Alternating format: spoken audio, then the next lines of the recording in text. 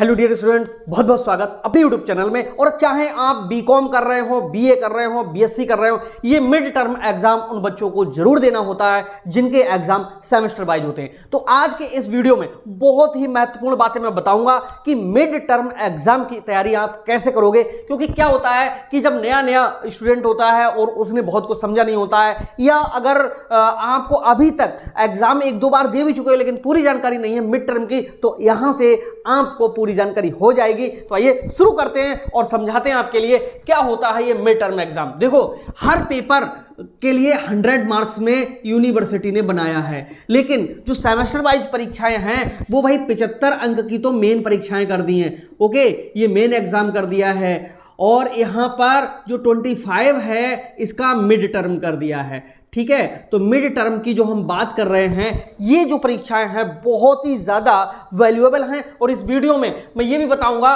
कि परीक्षा का क्या महत्व है, परीक्षा का समय कितना है, परीक्षा का सिलेबस क्या होगा, परीक्षा में प्रश्न संख्या कितनी होती है, और परीक्षा के अंक कितने मिलते हैं, क्या कोई फेल भी होता है इसमें, और परीक्षा का आयोजन कौन कराता है, और कॉपी का मूल्यांकन कैसे होता है, छात्रों को कॉपी कब दिखाई जाती है, और यूनिवर्सिटी को अंक कब भेजे जाते हैं। और ये सब पॉइंट्स के साथ में ये जो वीडियो बहुत ही वैल्यूएबल होने वाली है, कुछ बचा ही नहीं है, मिड टर्म की पूरी जानकारी इससे आपको मिल जाएगी। तो आइए सबसे पहले हम बता दें परीक्षा का महत्व क्या है। भाई सबसे पहले हम ये बात करते थे कि 100 नंबर के मार्क्स हैं, अब जिसमें 25% यानी 1/4 मार्क तो मिड टर्म से ही है, और यही वो अपॉर्चुनिटी है कि 25 में आप 25 मार्क्स ला सकते हो, यानी 25 में 25 मार्क्स ला सकते हो, उससे कम नहीं आएंगे। तो यहां पर इन 25 में से 25 को पकड़ो, और ये जो पूरे 25 हैं ये आपके कॉलेज से रिलेटेड है। किसी भी प्रोफेसर से आप संबंध खराब मत करिएगा, और आप अपने नॉलेज को वहां पर बहुत अच्छे से प्रेजेंट करिएगा। फिर देखिएगा 25 में 25, और बहुत अगर कट जाएं तो भैया 23 से कम किसी के नहीं होंगे। क्योंकि इसमें भी मैं एक चीज बता दूं कि जो मिड टर्म एग्जाम है उसमें कुछ यूनिवर्सिटीज ने असाइनमेंट नहीं बनवाया होता है और कुछ ने बनवाया हुआ होता है। 5 अंक तो इनमें से जो 25 हैं इनमें से 3 चीजें बटी हुई हैं, 5 अंक तो आपके प्रेजेंट के ही हैं, उपस्थिति के हैं। अगर आप कॉलेज कम जा रहे हो फिर भी कॉलेज वाले लगभग उपस्थिति पूरी करके और इनको 5 दे ही देते हैं, क्योंकि इससे कॉलेज की भी रेपुटेशन बनती है। 5 अंक में आपका जो होता है असाइनमेंट होता है। ठीक है, असाइनमेंट आपको दिया होगा, अगली जो वीडियो आपको मिलेगी वो इसी में मिलेगी अच्छे से असाइनमेंट को कैसे तैयार करें।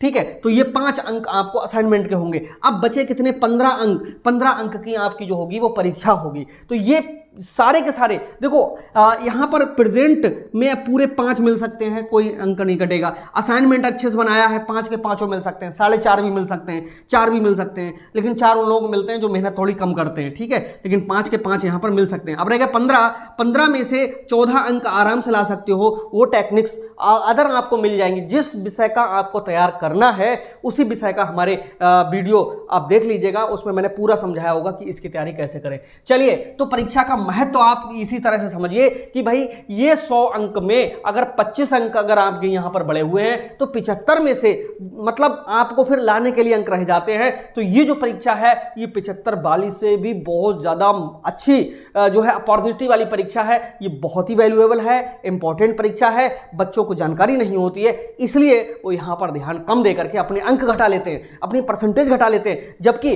परसेंटेज को बढ़ाने का सबसे पहला जो तरीका है वो यहीं से है। बाद में तो बच्चे मतलब हाथ मलते हुए रह जाते हैं। और जो 75 आते हैं इनको कवर करने के लिए हमारे चैनल पे भी बहुत अच्छे से बीकॉम की पूरी तैयारी होती है, और सारे पीडीएफ नोट्स भी देते हैं, इंपॉर्टेंट भी देते हैं, और सब कुछ देते हैं। और लाइव क्लासेस, रिकॉर्डेड क्लास के माध्यम से बहुत ही कम फीस में, 1-2 किताबों की फीस में हम ये सारा सबको जो है मटेरियल प्रोवाइड कराते हैं। तो चलिए, हम 75 की बाद में बात करते हैं, पहले हम बात करते हैं किसकी? 25 की। तो भैया परीक्षा का महत्व आप समझ गए कि आपके फाइनल एग्जाम तक इसकी चोट पहुंचती है। फाइनल एग्जाम का मतलब है जिस दिन रिजल्ट आता है उसमें यहां पर जितने मार्क्स मिले हुए होते हैं वो भी वहीं पर होते हैं। ठीक है, दूसरा परीक्षा का समय। भैया परीक्षा का जो समय है यूनिवर्सिटी ने 1 ओवर्स रखा है, लेकिन 15 मिनट आपके लिए एक्स्ट्रा भी दे दिए, तो टोटल जो समय रहेगा वो 1 घंटे और 15 मिनट तक का समय आपके लिए मिलेगा। परीक्षा का सिलेबस। भाई परीक्षा का सिलेबस मैं आपको बताऊं, यहां पर 2 चीजें होती हैं।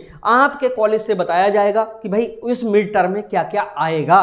कहां कहां तक का आएगा, और अगर कॉलेज में ना बताया जाए तो आपका जो सिलेबस है आप पूरा अपने यूनिवर्सिटी के अपने सब्जेक्ट का सिलेबस देख लीजिएगा, उसी सिलेबस में से जो सबसे महत्वपूर्ण बिंदु होंगे वही वहां पर रखे हुए होते हैं। अगली बात आती है परीक्षा की प्रश्न संख्या। मोस्टली प्रश्नों की संख्या जो है 5 रखी जाती है, ठीक है, और जो पहला प्रश्न होता है, दूसरा प्रश्न होता है, तीसरा प्रश्न होता है, चौथा प्रश्न होता है, पांचवा प्रश्न होता है। पहला जो प्रश्न है इसके 2 अंक हैं, इसके 3 हैं, इसके 3, इसके 3, इसके 4 होते हैं। 4 3 7, 3 10, 3 13, 2 15, इस तरह से ये 15 अंकों की परीक्षा होती है। जहां असाइनमेंट नहीं होता है तो असाइनमेंट नहीं होता है तो वहां पर सब में +1 +1 +1 +1 +1, ठीक है। इसका मतलब है कि ये वाला 3 अंक, ये वाला 4 अंक, ये वाला 4 अंक, ये वाला 4 अंक, ये 5 अंक, 5 4 9 4 13 4 17 और 3 20, तब ये परीक्षा कितने की हो जाती है? 20 अंकों की हो जाती है, ठीक है। इस तरह से ये परीक्षा के प्रश्नों की संख्या और परीक्षा के क्या है, ये अंक हैं। क्या कोई फेल भी होता है? भाई बिल्कुल, इसमें कोई दो राय नहीं है, लेकिन कॉलेज वाले जानबूझ के फेल करते नहीं है। क्यों नहीं करते हैं? क्योंकि उससे कॉलेज की भी रेपुटेशन खराब होती है, कॉलेज का भी इमेज होता है अपना, तो वो खराब होती है। इसलिए 99% लोग जो हैं इसमें लगभग पास ही किए जाते हैं अगर आप अच्छे से तैयारी नहीं करते हो तो। अगर अच्छे से तैयारी करते हो तो आपकी परसेंटेज बढ़ाते हैं ये, और ये बहुत वैल्यूएबल चीज़ है। इसको सब बच्चे नहीं समझ सकते जो वास्तव में जीवन में कुछ करना चाहते हैं, उनके लिए सबसे बड़ी अपॉर्चुनिटी। अरे यार, ये मेन एग्जाम से ज़्यादा इंपॉर्टेंट होता है मिड टर्म एग्जाम, या ऐसे समझ लो। परीक्षा का आयोजन कौन कराता है? आपका कॉलेज कराएगा। कॉलेज से ही पूरा इसकी देखरेख होगी, कॉलेज के ही निर्देशन में होगा, और कॉलेज के नियमानुसार ही ये होगा। और जो कॉपियां चेक होती हैं वो आपके कॉलेज के ही प्रोफेसर चेक करेंगे, इसकी देखरेख पूरी प्राचार्य जी करेंगे, और बाहर के टीचर्स को भी इसके लिए बुलाया जाता है। ये कॉलेज की अपनी विशेषता होती है, व्यवस्था होती है। कॉपी का मूल्यांकन भी मैंने बता दिया, कॉपी का जो मूल्यांकन है आपके कॉलेज के अंदर ही होगा, और छात्रों को कॉपी दिखाना, एक डेट पर आपको बुलाया जाएगा और जानकारी पूरी दी जाएगी, आपको कॉपी भी दिखाई जाएगी कि देखो आपने क्या क्या लिखा और कितनी कितनी मार्किंग दी है। सबसे अच्छी बात यही है कि जो हम करके आ रहे हैं, अगर हमें कहीं कम मार्क्स लिखे हुए हैं तो प्राचार्य जी को हम एक पत्र लिख करके, देखिए पीछे मत रहिए कहीं पर भी, ओके। अगर आपके साथ अन्याय हो रहा है आप उसको बर्दाश्त मत करिएगा, ठीक है। क्यों?